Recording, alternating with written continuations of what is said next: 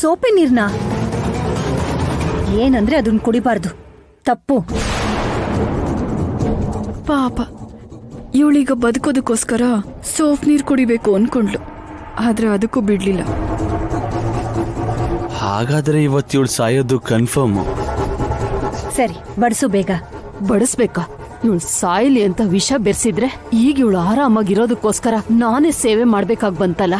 ನನ್ ಕರ್ಮ, ನನ್ ಎಂತಹ ಸ್ಥಿತಿ ತಂದಿಟ್ಬಿಟ್ಟಿಯಪ್ಪ ದೇವ್ರೆ ನೀನು. ಬಡ್ಸು ಅಂದ್ರೆ ಏನ್ ಯೋಚಿಸ್ತಾ ಇದ್ಯಾ? ಅಲ್ಲ, ಆಗ್ಲೇ ತಿಂದಾಗಿಂದ ನೀನು ಯಾಕೊಂಥರ ಆಡ್ತಾ ಇದ್ಯಾ? ಇದು ಸಂತೋಷ ಅಮ್ಮ, ಸಂತೋಷಕ್ಕೆ. ನೀವು ತೋರಿಸ್ತಿರೋ ಪ್ರೀತಿಗೆ ಏನ್ ಮಾಡ್ಬೇಕು ಅಂತಾನೆ ಗೊತ್ತಾಗ್ತಿಲ್ಲ. ಸರಿ, ನಿಮಗ್ ಬಡಿಸ್ಬೇಕಲ್ವಾ? ಬಡಿಸ್ತೀನಿ. ಹಾ,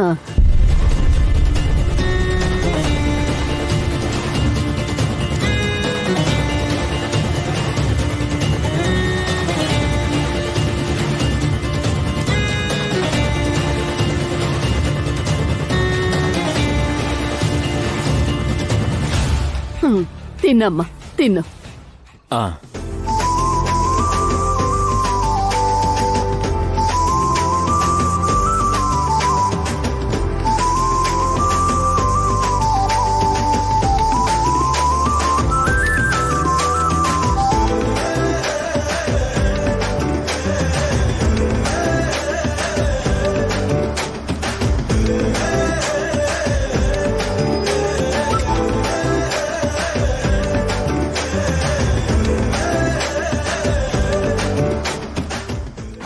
ಸರಿ ಅಮ್ಮ, ನಾನಿನ್ ಹೋಗ್ಬೋದಾ?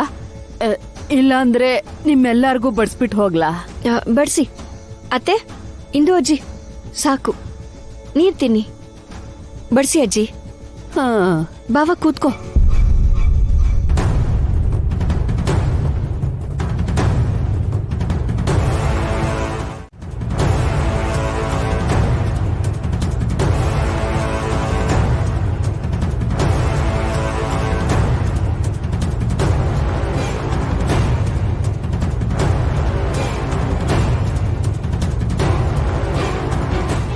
ಏನಾದ್ರೂ ಮಾಡು, ಇಲ್ಲ ಅಂದ್ರೆ ಸತ್ತು ಹೋಗ್ತೀನಿ.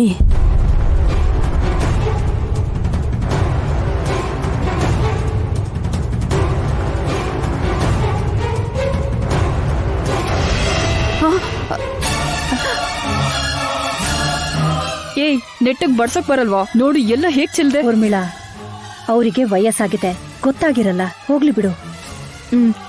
ಏನ್ ನೋಡ್ತಿದ್ಯಾ? ಹೋಗಚ್ಚೆ. ಹಾ, ಹೇಗಿದ್ರು ವೈದ್ಯ ಹೀಗ್ ಬಡ್ಸಾಯ್ತಲ್ಲ, ನಮಗ್ ನಾವೇ ಬಡ್ಸ್ಕೋತೀವಿ, ನೀನ್ ಹೋಗು. ಹಾ, ಹಾ.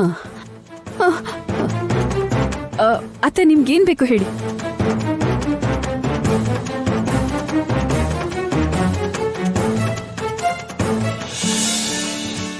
ನನಗೆಲ್ರಿಗಿಂತ ನೀನೇ ಮುಖ್ಯ.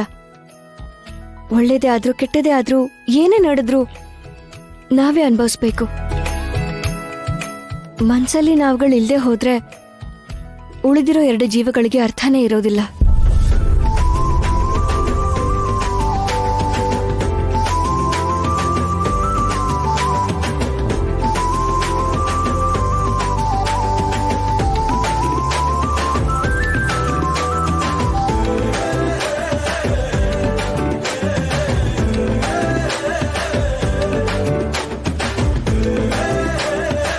ಹೌದು, ವೈದೇಹಿಗೆನೂ ಮುದ್ದು ಕೊಟ್ಟೆ, ಮತ್ತೆ ನನ್ನ ಪುಟಾಣಿ ವೈದೇಹಿಗೆ ಸರಿ ಕೊಡು.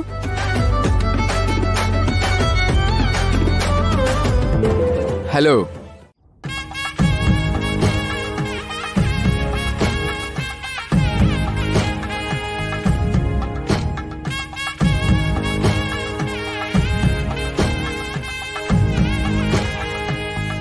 ರಂಗ, ಆಚೆ ಹಾಕ್ಬಿಟ್ ಬಾ.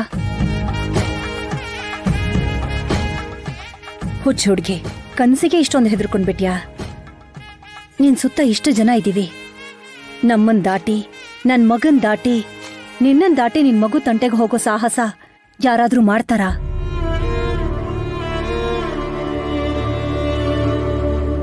ಯಾಕೆ ಭಯ ಪಡ್ತೀಯಮ್ಮ? ನಿಮಗೆ ಆ ಮಹಾದೇವನ ಅನುಗ್ರಹನೇ ಸಿಕ್ಕಿದೆ.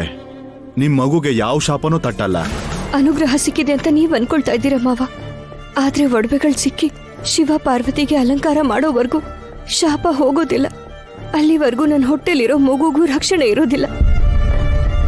ನಾವೆಷ್ಟೇ ಧೈರ್ಯ ಹೇಳಿದ್ರು ಅವಳ ಮುಖದಲ್ಲಿ ಗಾಬರಿನೇ ಹೋಗಿಲ್ಲ ನೋಡು. ನಿಜ ಹೇಳಬೇಕು ಅಂದ್ರೆ ನನಗೂ ತುಂಬಾ ಭಯ ಆಗ್ತಿದೆ ದಶರಥ. ಇಂದು ಈಗಾಗ್ಲೇ ವೈದೇಹಿ ಭಯನ ಹೇಗೆ ಹೋಗ್ಸೋದು ಅಂತ ಯೋಚನೆ ಮಾಡ್ತಾ ಇದ್ರೆ ಮತ್ತೆ ನೀನ್ ಶುರು ಮಾಡ್ಕೊಂಡ್ಯಾ? ಇಲ್ಲ ದೇವಾ, ಕೆಲವೊಂದು ಕನಸು ಶಕುನಗಳು ಸುಮ್ನೆ ಬರಲ್ಲ. ನಾವು ಹುಷಾರಾಗಿರ್ಬೇಕು ಅಂತ ಅದು ಎಚ್ಚರಿಕೆ ಕೊಡುತ್ತೆ. ದಶರಥ, ನಮ್ಮ ವಂಶದಲ್ಲಿ ಯಾವ ಸೊಸೆನೇ ತಾಯಿ ಆದರೂ ಕುಲದೇವತೆ ಜೋಗಮ್ಮನ ದರ್ಶನ ಮಾಡೋದು ನಮ್ಮ ಸಂಪ್ರದಾಯ ಅಲ್ವಾ? ಹೌದಮ್ಮ. ಅಲ್ಲಿ ದೇವಸ್ಥಾನದಲ್ಲಿ ಒಂದು ರಾತ್ರಿ ನಿದ್ರೆ ಮಾಡಿದ್ರೆ ಆ ದೇವರ ಆಶೀರ್ವಾದದಿಂದ ತಾಯಿ ಮಗು ಇಬ್ರು ಕ್ಷೇಮವಾಗಿರ್ತಾರೆ.